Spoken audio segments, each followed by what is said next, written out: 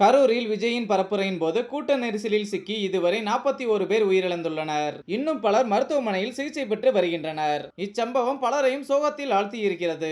திரைத்துறையினர், அரசியல் கட்சி தலைவர்கள் பலரும் உயிரிழந்தோரின் குடும்பத்திற்கு ஆறுதல் தெரிவித்து வருகின்றனர். இந்த நிலையில் நடிகர் மன்சூர் அலிகான் செய்தியாளர்களை சந்தித்து இந்த சம்பவம் குறித்து காட்டமாக பேசியிருக்கிறார். கண்ணீர் மல்க இதய அஞ்சலி செலுத்திய பிறகு பேச தொடங்கிய மன்சூர் அலிகான், தூக்கமில்லை, எப்படி தூங்க முடியும், சாகும்போது அவர்கள் எவ்வளவு துடித்திருப்பாங்கன்னு நினைச்சு பாருங்க.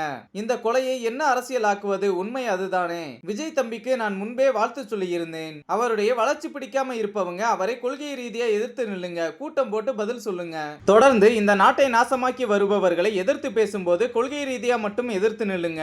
ஐ சப்போர்ட் விஜய், நீங்கள் ஓடிக்கொண்டே இருங்க, மற்ற விஷயங்களை மக்கள் பார்த்துக் கொள்வார்கள் என்றவர் பரப்புரை நிகழ்ந்த இடத்துக்கு சரியான பாதுகாப்பு கொடுக்கல. யார் கையில் போலீஸ் இருக்காங்க, ஒரு கூட்டமோ மாநாடோ நடத்துறதுக்கு பல விதிமுறைகளை காவல்துறையினர் போடுறாங்க. வேற எந்த கட்சிக்காவது அவங்க அதை போடுறாங்களா? அந்த இடத்தில் நான் இருந்திருந்தால் நடந்திருப்பதே வேறு. ரத்தம் கொதிக்குது, தூக்கம் இல்லாமல் இருக்கேன். காவல்துறையினர் நல்லவர்கள் தான். அவங்க என்ன பண்ணுவாங்க, மேலே இருந்து என்ன உத்தரவு வருதோ அதைத்தான் அவங்க செய்ய முடியும். புதுசா ஒருத்தர் வரும்போது அவரை நின்று சமாளிக்க வேண்டியது தானே.